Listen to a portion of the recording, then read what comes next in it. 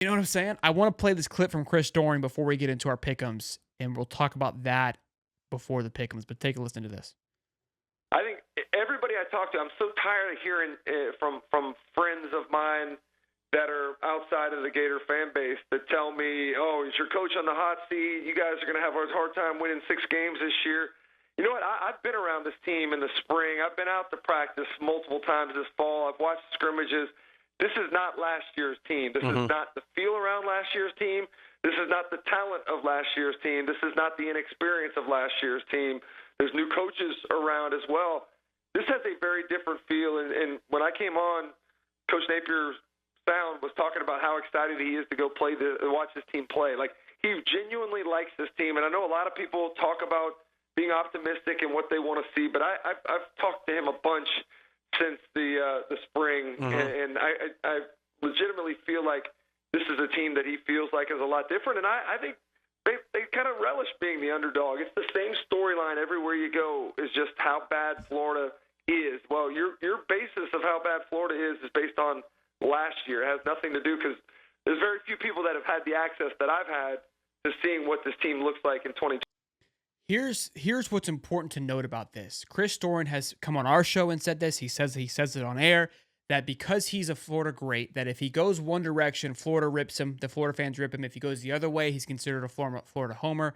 So in this profession, he's had to just say, F it. I have to give you my honest and true opinion. Last year, go back and look, he wasn't very high on the Gators. And I was frustrated because he's just giving it to you how he genuinely feels. Obviously, we are here. I'm always going to be fired up. That's how we approach it. But he works at SEC. To be able to manage that and talk about all the teams in the SEC, you can't be biased. Although it's always going to be there underlining, you can't have it that way. And the last little bit there that he says, and I believe this to the core because of Stephen Harris being invited to the scrimmage and nobody else being allowed in, that I think a lot of former players have been going back much, much more than what's probably been led on. And to hear Doring say, and again, Judd Davis, who we've had on the show multiple times, obviously speaks very closely to Doring. I haven't talked to Judd, but Judd's always had a pretty good pulse of what's going on as well, too. To hear Doring to be that definite and the confidence in this football team, that should fire you up more than, I mean, you know what I say and all that, but any On3 article, anybody else, because again, he's not here to hype you up. He's not here to be a sunshine pumper. He is genuinely giving you the basis of what it is. And I think the reason he's so fired up is he loves Billy. He loves what he's doing, and he's seeing that it's working. And that's where the hype comes from. And again, I gave you all that. This isn't Dorian, a former Gator, just going hoorah. This is a legitimate thought process on what Florida's doing. What are your thoughts on that, Davey? Yeah, I've known Chris Doering never to be the most biased person ever. I've seen him say we were going to lose games. I've seen him say, like, hey, I don't think this Florida team's very good on defense or offense in the past.